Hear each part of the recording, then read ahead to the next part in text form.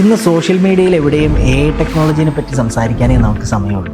ഈ AI technology എങ്ങനെയാണ് നമ്മളുടെ പാക്കേജിംഗ് മെഷീൻ രംഗത്ത് ഇൻഫ്ലുവൻസ് ചെയ്യുന്നതെന്ന് നമുക്ക് നോക്കാം.